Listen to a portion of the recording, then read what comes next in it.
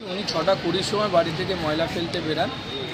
ময়লা ফেলে আসার সময় দুজন এখানে দাঁড়িয়েছিলেন বাইকে, তার মানে বাইকের ওপরেই সিটিং অবস্থায় ছিল, ওয়েট করছিল। তারপর বাইকটা সামনে দিয়ে নিয়ে এসে ঘুরিয়ে ফায়ার করে বেরিয়ে যায়।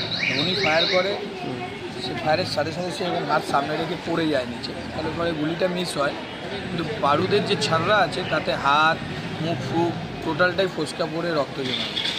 ওনার সঙ্গে কি কোনো পুরনো শত্রুতা? না, খুব ভালো মানুষ, নিরীহ মানুষ। এলাকার মধ্যে মানে হাতে গোনা কজনের মধ্যে একজন, যারা সকালে কাজে যায়, রাতে আসে, নিজের মতো থাকে, কারোর সাথে তুকারিও নেই, ঝামেলা তো বিবাদ তো দূরের কথা। ওনার নাম কি এবং কি করতেন? বিকাশ মজুমদার, WBTC ট্রামে রয়েছেন এবং আমাদের অত্যন্ত প্রিয় মানুষ। মানে আমরা একসাথে রাত্রেবেলা উনি কাজ দিয়ে আসার পর 1 ঘন্টা করে আমাদের সাথে ক্যারাম বোর্ড খেলে, যার জন্য আমরা অনেক বেশি চিন্তিত এই বিষয়টা।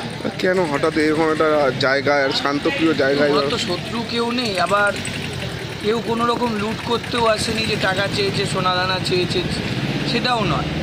এটা ভেতরের কিছু ধারণা করছে থানার পুলিশ, ইনভেস্টিগেশন করে নিজেদের কোনো চক্রান্ত হতে পারে সেটাই ভাবছে। এখন দেখা যাক কী হয়।